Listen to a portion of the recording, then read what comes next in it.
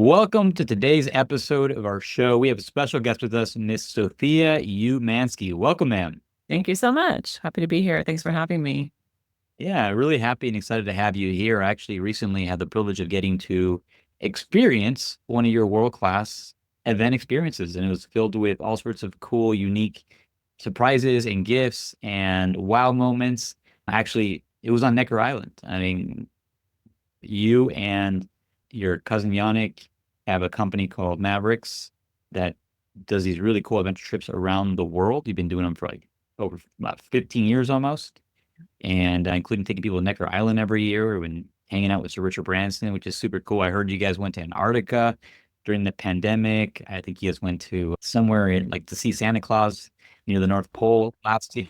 Yes, we were just in Finland actually a few months ago in December. Yes, we did have the real Santa Claus. He is real. We've confirmed now officially. Lapland, there we go. You've seen the Northern Lights in Lapland. And yeah, you've been in the event industry for many years, creating these unique world-class experiences. And prior to that, you started in the event space. So sorry, in the hotel space. So invent hotels, sales, marketing. So you really got to know a lot about events even before you started creating these experiences. So yeah, so for our audience here who maybe meeting Sophia for the first time, if you haven't picked up on it yet, she's been underground hiding out for like a while, but now she's popping up and now you're hearing about her because she is world class and she is now actually not only helping run these world class events, but working with event hosts and planners to teach them how to also create some of these world class experiences that you're going to learn today. So yes, you know how to design transformative experiences with the perfect mix of tone, content, and energy that suits the unique needs of the audience. More than anything, you love surprise, connection, adventure, and anything's possible when Sophia's running an event. Okay. You've been warned. We've been warned. Oh my gosh, it's so fun.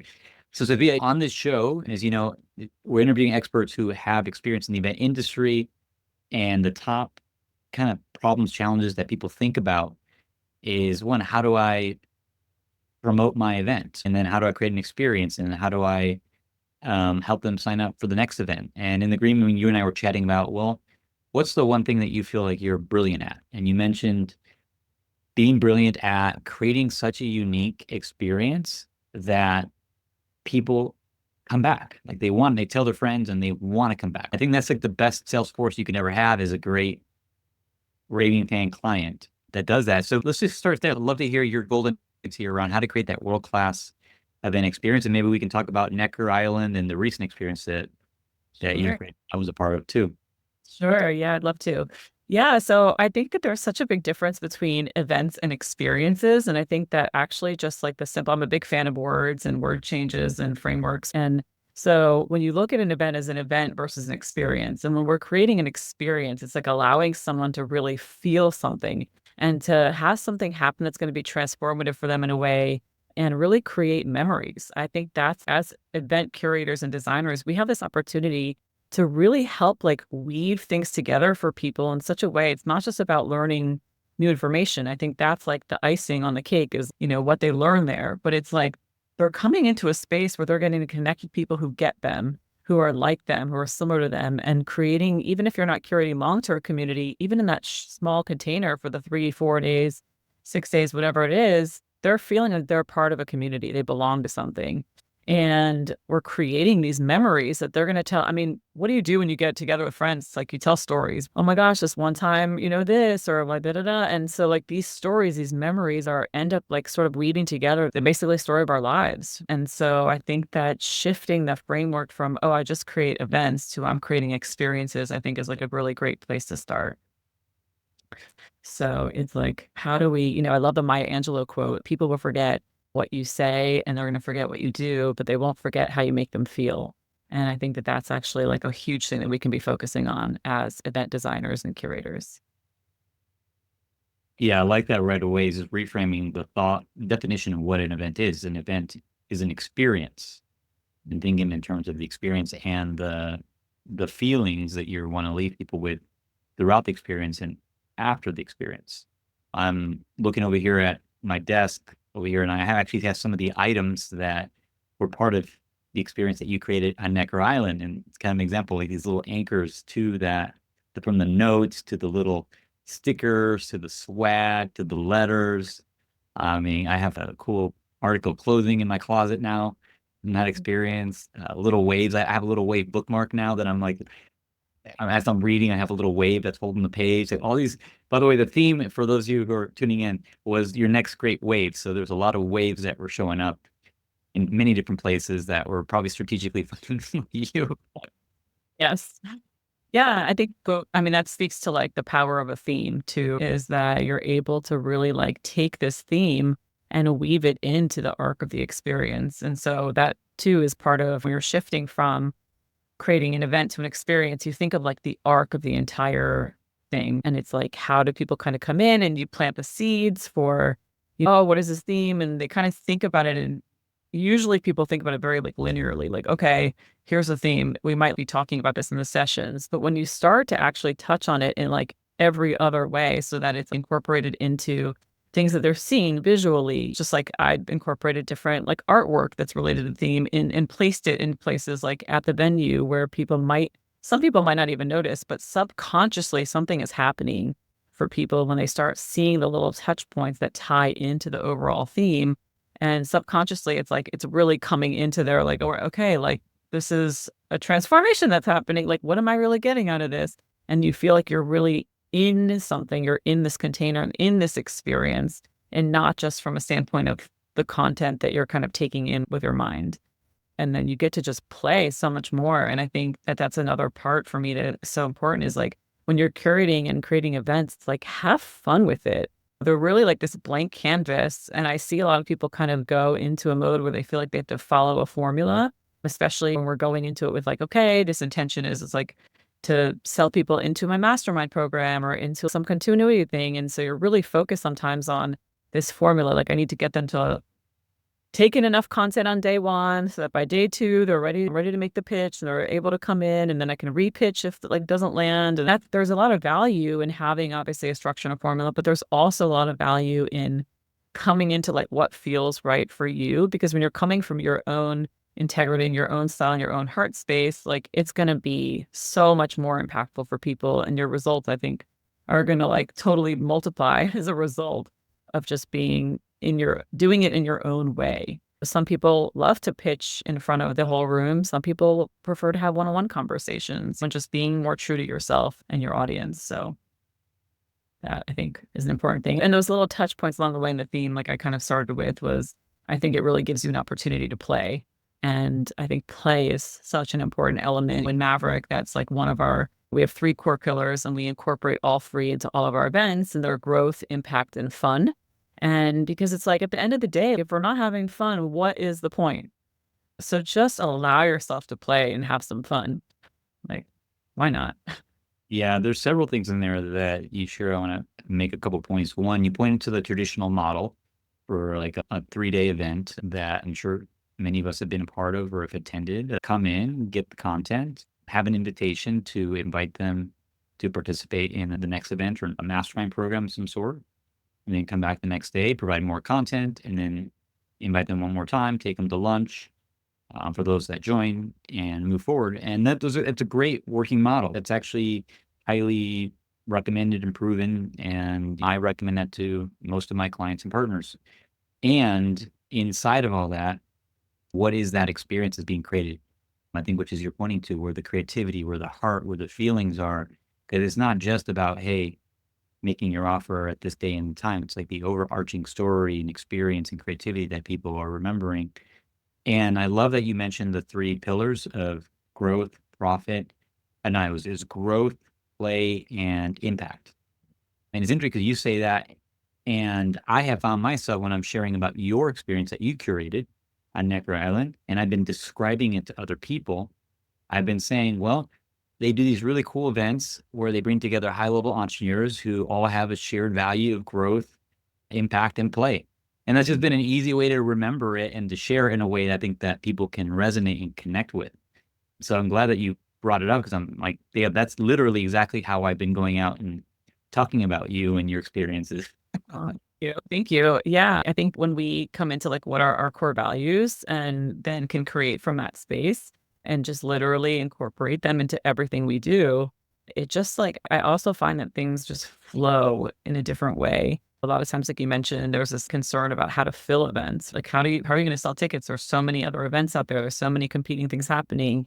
People's schedules are really busy as it is. And it's, I think, when you're really clear about those core pillars for yourself and that this is what my events and experiences stand for and what you're going to get out of it, again, not just an event, that really helps people connect in a different way with what you're doing. And yeah, I think the referral piece, like you said, is like a huge part. I mean, there's like nothing that's more complimentary than people who are coming through one of your experiences and then they want to tell their friends or colleagues or, oh my gosh, you have to come back to this and experience it for yourself. So, and I think a lot of that is based on just, like I said, how you allow people to feel and the connections that happen amongst the group too. That's like so much of the magic is allowing the amazing people in the room to kind of like provide value for each other and also as both personally, individually, and also teaching and learning. And there's a lot of wisdom typically in the room too. So yeah.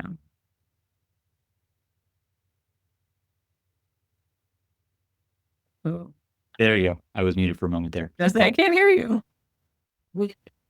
Yeah, I love what you're sharing.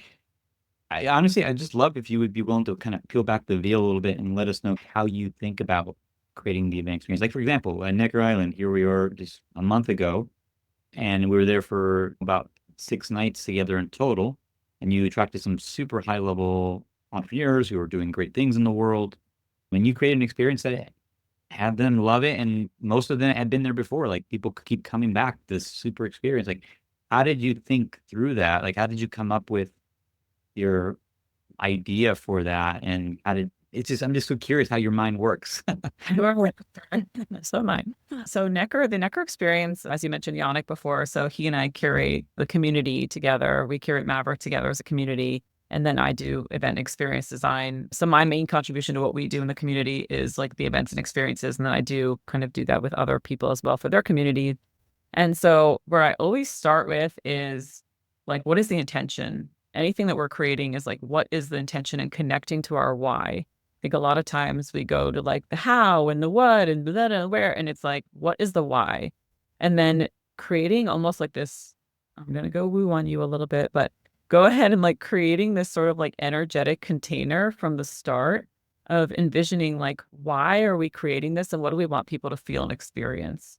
And then working backwards from that. And so then it's like, okay, the theme is like, well, before the theme, let me go to the venue. The space is like a huge part of this, right? I mean, Necker Island is incredible, but we don't always get like the luxury of having to be letting Necker Island be the space for us for the container. So it's like choosing a venue, I think is like first and foremost, the most probably the important thing you can start with because that creates the container and like the felt sense that people get when they look at your sales page and like see where they're going potentially. So I think like really showcasing and highlighting the venue there is helpful and being in alignment with like the people that you're working with at the venue, like just making sure like, are you someone who resonates with the big brands or are you more of a boutique hotel kind of person? Do you want islands? Do you want mountains? Does nature matter? Are you in a ballroom? So like, what is that space? I always kind of think about and connect with that first and foremost, because that allows people to really like feel all the things and then have an openness to learn and to connect and everything else. So venue first. Then, and for me, sustainability is really important. So again, it's like coming back to what are your core values when you're creating. So for me, I work with venues that commit to not using single-use plastics and we find clean water solutions and all these different things that again, it's like incorporating those things also are creating the environment for people to be in and they really feel that as well. So venue selection, number one. Then when I connect to the theme, that's really helpful because that will help dictate like what the sessions are kind of about and also the flow of the event. Like how much time are we spending actually in session versus how much time are we getting to play and how much of that play is curated, like play where we have structure around it, like this is what we're doing versus like just go be on your own and do your own thing. Because a lot of the magic happens. I mean, you see at conferences, people are in the hallway, people are kind of doing their thing. It's like just allowing that and planning for it in advance versus feeling like you've planned and I've been there and before, trust me, like I've planned really packed agendas. And then I notice that people are kind of like doing their own thing and whatever else. And I'm like, all right, I think I'm just like overly thinking the agenda and structuring it. So intentionally creating the free time, the free space. And so yeah, I literally like I'll sit down and I write out like the elements that I want to include, and then I write out the days, and I'll just like kind of plug and play.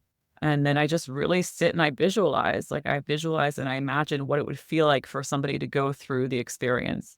Or when are they feeling tired? When are they feeling energized? When are they feeling like they want to like dance their asses off? When are they feeling like they want to be in pajamas and just kind of like cuddle up a little bit more and just chill? And like just knowing how that works and how people are going to feel throughout and planning accordingly, I think that's sort of my process. And also for me, I think about what are they eating?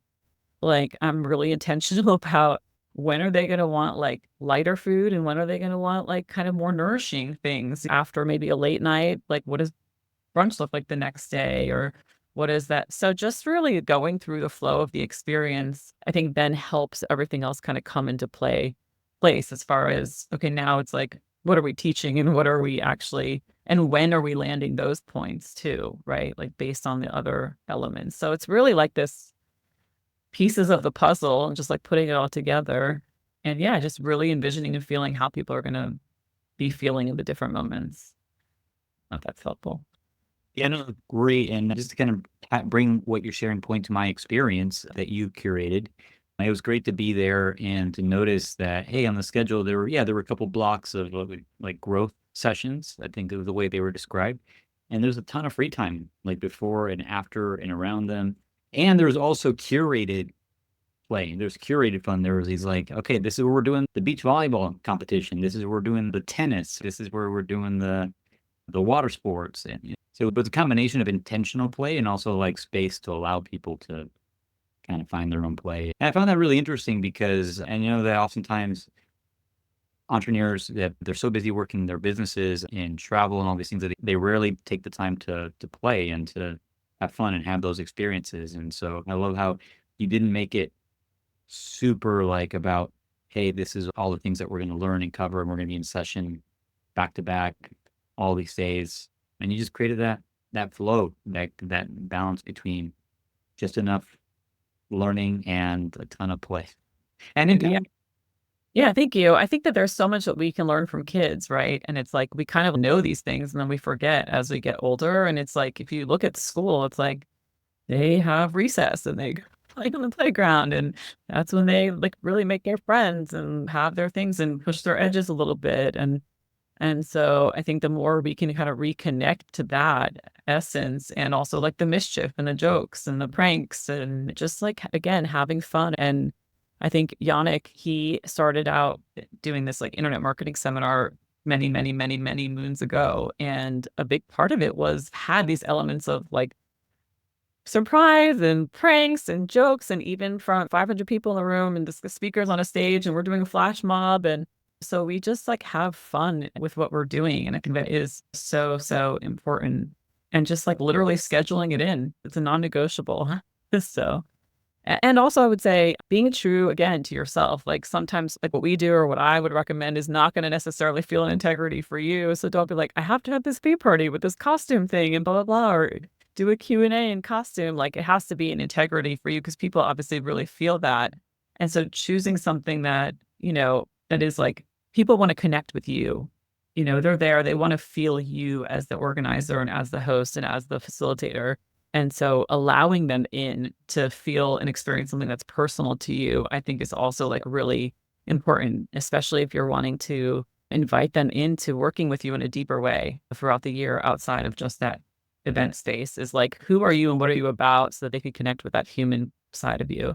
And also being vulnerable and open, big part. And I would say, I mean, you mentioned the volleyball. It's like creating something that's like a annual, like if you're going to have an event that you believe you're going to do repeatedly, like every year, it's like, I would highly recommend thinking about what is something you'd like to do every year that just becomes like the annual thing that people know is going to happen, that they get into, they're bought in and they're looking forward to it. And I just loved seeing how people like iterate allowing like your audience and your community to iterate on what you're creating is like so much fun. And it's also just, they add little elements to it and make it more fun, more competitive. So we've literally had like Richard now like blocks off on his calendar. He comes and watches the volleyball game because he knows it's like this annual thing that we do. And just in different events, we sort of like incorporate, regardless of where we are in the world hosting the event, people know that certain things are going to be the same. And I think that familiarity also just like brings something back. Like you're coming home to something and it's like this thread that carries through everything you do. Yeah, I love that. That's great, great feedback and insight. Created some kind of tradition, some kind of annual thing that people look forward to coming back to. And a couple of things come to mind. One, I've been hosting an event in Cabo, Mexico now for several years, once a year. And there's one element of that event that we've done every year, and that was going to a local orphanage, and not an orphanage, it's the home for children. Some of them are orphaned, some of them are just estranged from their parents for a period of time. But we would play a soccer game with them. It would be us versus them, kind of like the volleyball game that you're describing. And I just now realized that people look forward to that year after year. It's like become a tradition, and it wasn't intentional, but that's what it's become. And how much of a highlight that is for people to come back and see the kids year after year. Yes. And they beat us every single year, by the way, for like the last 40 years. Well, amazing. It's part of that streak. One more thing I'll mention here, which was one of the highlights from my experience on Necker Island that you guys curated, was the opportunity to actually ride bicycle with Sir Richard Branson.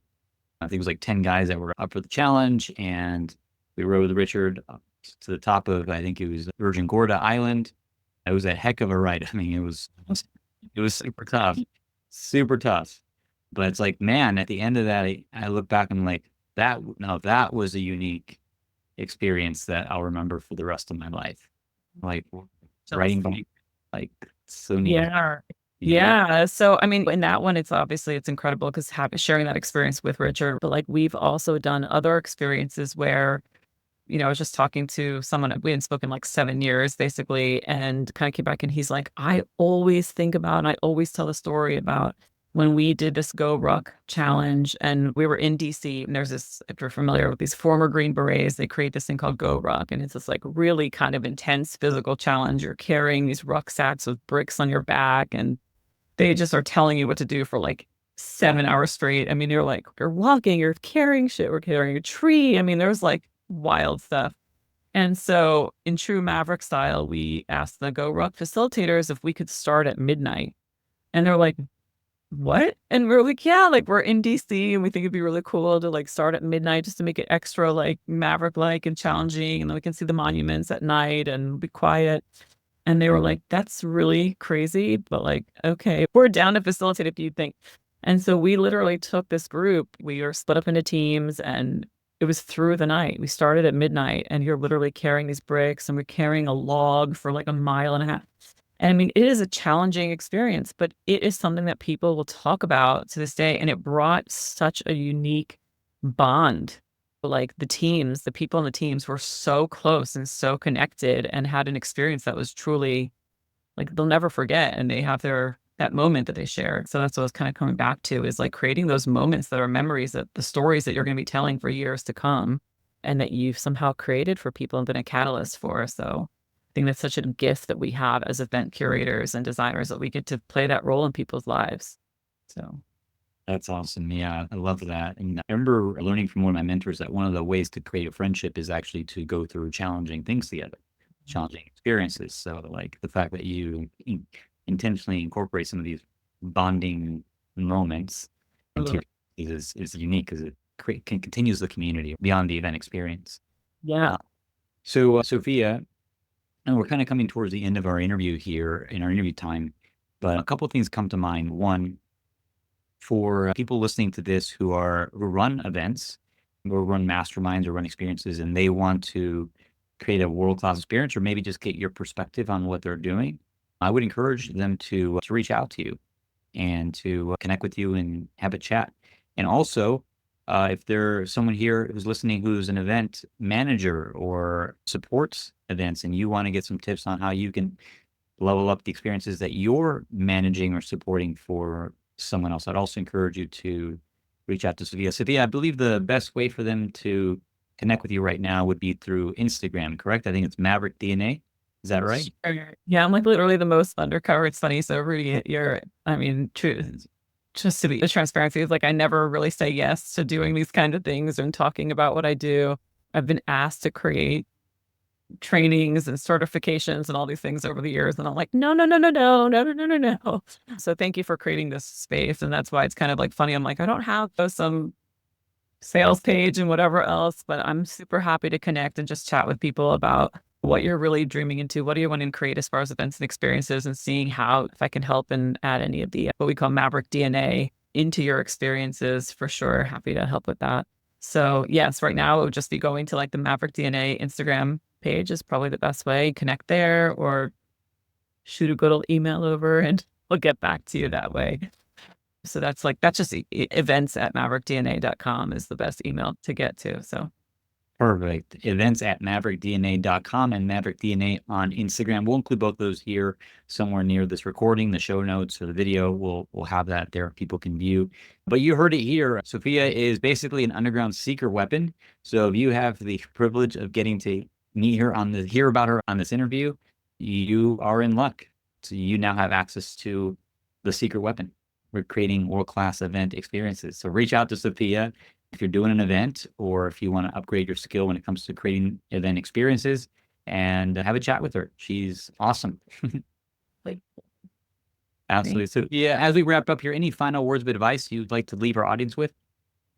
yeah, I think I would just say that again, it's like such a time where we get to really all tap into what our unique kind of gift is and what our desires and what's on our hearts of what we're wanting to share, and to use our gift as event curators and as experience is like using that platform to really get our message out there and to like get our heart song, like the Penguins have a heart song. It's like, what is your heart song, and getting that out there into the world through events. And that's kind of why I said yes to this and why I'm opening up to these possibilities, because I realize it's not just about planning events and experiences. It's really about creating something bigger for humans right now. And so, yeah, I just think we all have this beautiful opportunity to step into that together. Awesome. Thank you so much for that. Appreciate it. And reach out to Sophia. Go to the Instagram, Maverick DNA, or events at maverickdna.com. Send her an email. Thank you, Sophia. It's been awesome being with you today. Thank you so much for coming out from the underground and being our guest. And thanks so much for having me, calling me to the light. Yes, you are bright. Thank you.